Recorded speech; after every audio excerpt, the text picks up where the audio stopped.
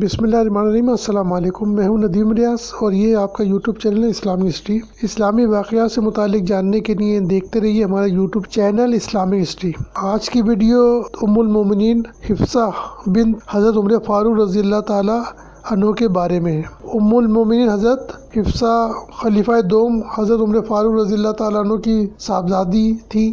آپ کی والدہ بھی صحابیہ تھی اور آپ کے ماموں مشہور صحابی حضرت عثمان بن مظعون رضی اللہ تعالیٰ عنہ تھے، جو پہلے صحابی ہیں جنہیں جنت البقیع میں دفن کیا گیا تھا۔ اور حضور صلی اللہ علیہ وسلم آپ کی وفات پہ بہت رنجیدہ اور آپ کے آنسو بھی نکل رہے تھے جب آپ کے پاس آئے تھے۔ حضرت عبداللہ بن عمر آپ کے بھائی ہیں۔ قرآن شریف کے جمع کرنے میں اور اس کی حفاظت کرنے میں آپ کا جو کردار ہے وہ تا قیامت یاد رہے گا کہ آپ کے پاس ہی وہ نسخہ تھا جو حضرت عمر فاروق رضی اللہ تعالیٰ عنہ کے پاس تھا۔ قرآن شریف کا جو نسخہ حضرت ابوبکر صدیق رضی اللہ تعالیٰ عنہ نے جمع کیا تھا اور آپ کے بعد وہ حضرت عمر فاروق رضی اللہ تعالیٰ عنہ کے پاس تھا، اور حضرت عمر فاروق رضی اللہ تعالیٰ عنہ کے شہادت کے بعد وہ نسخہ حضرت ام المومنین حفصہ رضی اللہ تعالیٰ عنہ کی حفاظت میں تھا، اور پھر حضرت عثمان غنی نے وہی لے کر ایک قرات پر سب کو جمع کرایا تھا۔ تو اور بھی آپ کی بہت ساری فضیلتیں ہیں۔ آپ کے پہلے شوہر حضرت خنیس بن حذافہ سہمی رضی اللہ تعالیٰ عنہ تھے، جو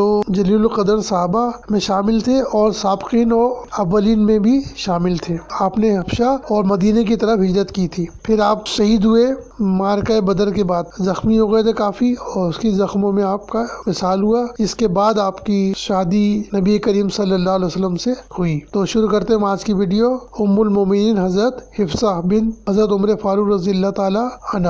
ام المومنین حفصہ رضی اللہ تعالی عنہ حضرت عمر فاروق رضی اللہ تعالیٰ عنہ خلیفہ دوم کی صاحبزادی تھی۔ والدہ کا نام زینب بنت مظعون رضی اللہ تعالیٰ عنہ تھا، جو مشہور صحابی عثمان بن مظعون رضی اللہ تعالیٰ عنہ کی ہمشیرہ تھی اور خود بھی صحابیہ تھی۔ ام المومنین حفصہ اور عبداللہ بن عمر دونوں حقیقی بھائی بہن ہیں۔ ولادت: ام المومنین سیدہ حفصہ رضی اللہ تعالیٰ عنہ رسول اللہ صلی اللہ علیہ وسلم کے اعلان نبوت سے تقریباً 5 سال قبل پیدا ہوئیں۔ اس وقت قریش خانہ کعبہ کی تعمیر میں مصروف تھے۔ خاندان: سیدہ حفصہ رضی اللہ تعالیٰ عنہ کے ماموں حضرت عثمان بن مظعون رضی اللہ تعالیٰ عنہ ہیں، جو آپ رضی اللہ تعالیٰ عنہ کی والدہ کے سگے بھائی ہیں۔ جب ان کا انتقال ہوا تو رسول اللہ صلی اللہ علیہ وسلم نے ان کی پیشانی کا بوسہ لیا اور رونے لگے، یہاں تک کہ آپ صلی اللہ علیہ وسلم کے مبارک آنسو سیدنا عثمان بن مظعون رضی اللہ تعالیٰ عنہ کے رخسار پر ٹپکنے لگے۔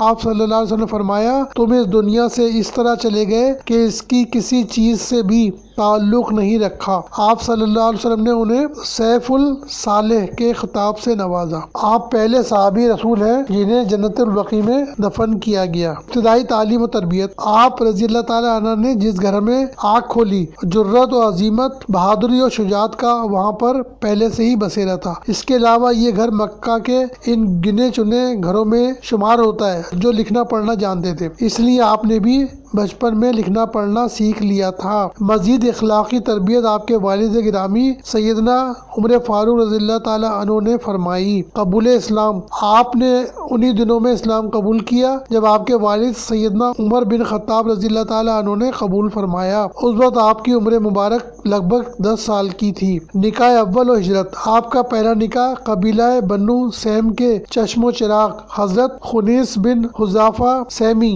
رضی اللہ تعالیٰ عنہ سے ہوا۔ حضرت خنیس رضی اللہ تعالیٰ عنہ کا شمار ان جلیل القدر صحابہ کرام میں ہوتا ہے جو سابقین اور اولین کے اعزاز پانے والوں میں شامل ہیں اور جنہوں نے حبشہ اور مدینے کی طرف ہجرت کی ہے۔ ہجرت حبشہ سے واپسی پر مکہ پہنچنے پر حضرت خنیس بن حذافہ رضی اللہ تعالیٰ عنہ کا نکاح سیدہ حفصہ رضی اللہ تعالیٰ عنہ کے ساتھ ہو گیا۔ جب مدینے کی طرف ہجرت کا وقت آیا تو سیدنا عمر بن خطاب رضی اللہ تعالیٰ عنہ کے ہمراہ حفصہ رضی اللہ تعالیٰ عنہ اور آپ کے شوہر سیدنا خنیس رضی اللہ تعالیٰ عنہ بھی تھے۔ شہادت خنیس رضی اللہ تعالیٰ عنہ: مدینہ منورہ میں دین حق کی دعوت کو مضبوط اور کفار کے شرور اور فتن سے محفوظ کرنے کے لیے باضابطہ پہلا معرکہ بدر کے میدان میں برپا ہوا۔ حضرت خنیس رضی اللہ تعالیٰ عنہ نے اپنی شجاعت کے جوہر دکھلائے اور مردانہ وار لڑے، یہاں تک کہ آپ شدید زخمی ہو گئے۔ چنانچہ آپ کو واپس مدینہ لایا گیا۔ علاج معالجے کے باوجود آپ جانبر نہ ہو سکے اور آپ نے شہادت پائی۔ اولاد: آپ دونوں کی کوئی اولاد نہیں تھی۔ حفصہ رضی اللہ تعالیٰ عنہا کا ام المومنین بننے کا شرف۔ نبی کریم صلی اللہ علیہ وسلم نے فرمایا حفصہ کی شادی اس شخص کے ساتھ ہوگی جو ابو بکر صدیق اور عثمان بن عفان سے افضل ہے، اور عثمان بن عفان کی شادی اس خاتون سے ہوگی جو حفصہ سے بہتر ہے۔ ایسا ہی ہوا۔ کچھ عرصے بعد آپ صلی اللہ علیہ وسلم نے سیدہ حفصہ رضی اللہ تعالیٰ عنہ کے لیے اپنا پیام نکاح سیدنا عمر رضی اللہ تعالیٰ عنہ کے گھر بھجوایا، جسے سیدنا عمر رضی اللہ تعالیٰ عنہ نے بسط خوشی قبول فرمایا۔ چنانچہ 3 ہجری شعبان المعظم کے مہینے میں آپ رضی اللہ تعالیٰ عنہ نے اپنی بیٹی کا نکاح باوز 400 درہم حق مہر کے نبی کریم صلی اللہ علیہ وسلم کے ساتھ کر دیا۔ نبوی گھرانے کی تربیت۔ ام المومنین سیدہ حفصہ رضی اللہ تعالیٰ عنہا کو اپنے والد سیدنا عمر فاروق رضی اللہ تعالیٰ عنہ کے گھرانے سے جو اعلیٰ اوصاف وراثتاً ملے ان میں جرت، حق گوئی، معاملہ فہمی، دور اندیشی، نکتہ افرینی، زور خطابت اور فصاحت اور بلاغت شامل تھے۔ ام المومنین سیدہ حفصہ رضی اللہ تعالیٰ عنہا نے 10 ہجری میں حضور نبی کریم صلی اللہ علیہ وسلم کے میت میں حج کی ادائیگی کا شرف حاصل کیا، اور حضور نبی اکرم صلی اللہ علیہ وسلم کی زیر نگرانی اور تربیت اس جماعت کا حصہ بن گئی جس نے خواتین سے متعلق حج کے آداب و مناسک اور احکام اور مسائل کی تعلیم دیگر خواتین تک پورے وثوق کے ساتھ پہنچائی۔ شوق حصول تعلیم۔ آپ رضی اللہ تعالیٰ عنہ کے حصول تعلیم کے شوق کو دیکھتے ہوئے رسول اللہ صلی اللہ علیہ وسلم نے آپ کے لیے ایک پڑھی لکھی صحابیہ شفا بنت عبداللہ رضی اللہ تعالیٰ عنہ کا تقرر کر دیا تھا جو آپ کو تعلیم دیا کرتی تھیں۔ اخلاق۔ ام المومنین حفصہ رضی اللہ تعالیٰ عنہ کثرت سے روزے رکھنے اور راتوں کو عبادت کرنے والی تھی۔ روایت میں ہے کہ آپ انتقال کے بعد بھی روزے سے تھی۔ سیدہ حفصہ بنت عمر رضی اللہ تعالیٰ عنہ کی منقبت۔ نبی کریم صلی اللہ علیہ وسلم کا ارشاد، اے حفصہ، ابھی جبرائیل امین علیہ السلام میرے پاس آئے اور مجھ سے کہا بے شک وہ سیدہ حفصہ بہت زیادہ روزے دار اور کثرت سے راتوں کو اللہ کے حضور قیام کرنے والی ہے، اور وہ جنت میں بھی آپ کی اہلیہ ہے۔ حضرت حفصہ رضی اللہ تعالیٰ عنہ اختلاف سے سخت نفرت کرتی تھی۔ جنگ صفین کے بعد جب تحکیم کا واقعہ پیش آیا تو ان کے بھائی حضرت عبداللہ بن عمر رضی اللہ تعالیٰ عنہ اس کو فتنہ سمجھ کر خانہ نشین رہنا چاہتے تھے، لیکن حفصہ رضی اللہ تعالیٰ عنہ نے کہا کہ گو اس شرکت میں تمہارا کوئی فائدہ نہیں، تاہم تمہیں شریک رہنا چاہیے، کیونکہ لوگوں کو تمہاری رائے کا انتظار ہوگا اور ممکن ہے کہ تمہاری گوشہ نشینی ان میں اختلاف پیدا کر دے۔ خلیفہ دوم اور آپ کے والد حضرت عمر فاروق رضی اللہ تعالیٰ عنہ خواتین کے بارے میں شرعی احکام کے بارے میں آپ سے مشورہ کیا کرتے تھے۔ حفاظت قرآن پاک کا شرف۔ قرآن پاک وقفے سے نازل ہوا تھا۔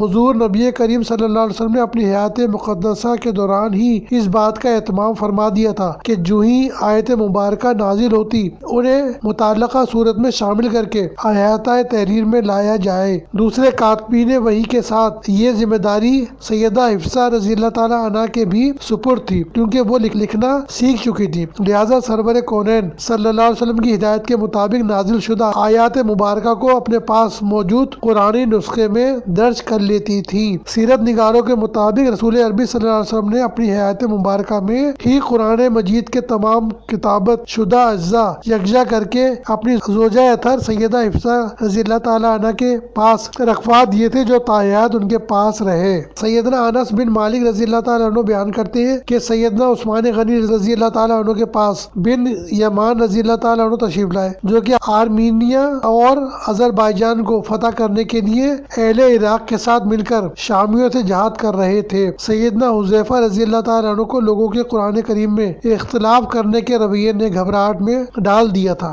حذیفہ رضی اللہ تعالیٰ عنہ نے سیدنا عثمان غنی رضی اللہ تعالیٰ عنہ سے عرض کیا، اے امیر المومنین، اس سے پہلے کہ یہ امت بھی کتاب اللہ کے بارے میں یہودیوں اور عیسائیوں کی طرح آپس میں اختلافات کا شکار ہو جائے، آپ اختلافات کا سدباب کریں۔ چنانچہ سیدنا عثمان غنی رضی اللہ تعالیٰ عنہ نے ام المومنین سیدہ حفصہ رضی اللہ تعالیٰ عنہ کے پاس پیغام بھیجا کہ ہمیں وہ مصحف جو سیدنا ابو بکر صدیق رضی اللہ تعالیٰ عنہ نے لکھوایا اور سیدنا عمر رضی اللہ تعالیٰ عنہ کے پاس ساری زندگی محفوظ رہا اور سیدنا عمر بن خطاب کے بعد آپ کے پاس ہے عنایت فرمائے تاکہ ہم اس کے مطابق نسخہ تیار کریں، اس کے بعد آپ کو مصحف واپس کر دیں۔ چنانچہ ام المومنین سیدہ حفصہ نے وہ مصحف سیدنا عثمان غنی رضی اللہ تعالیٰ عنہ کو دے دیا۔ عثمان غنی رضی اللہ تعالیٰ عنہ نے حضرت زید بن ثابت، حضرت عبداللہ بن زبیر، حضرت سعید بن عاص اور حضرت عبد الرحمن بن حارث کے حوالے کیا تاکہ اسی کے مطابق دیگر قرآن کریم کے نسخے تیار کیے جا سکیں۔ جب نسخے تیار ہو چکے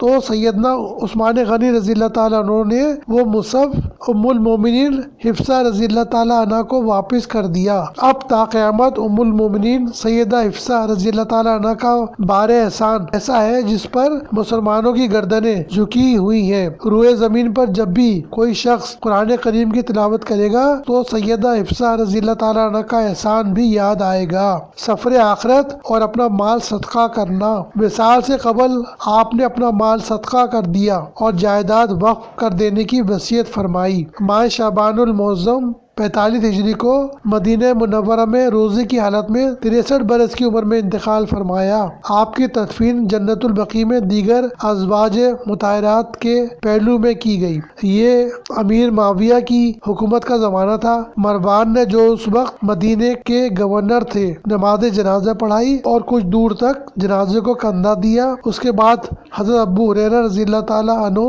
جنازے کو قبر تک لے گئے۔ ان کے بھائی عبداللہ بن عمر اور ان کے لڑکوں عاصم، سالم، عبداللہ اور حمزہ نے قبر میں اتارا۔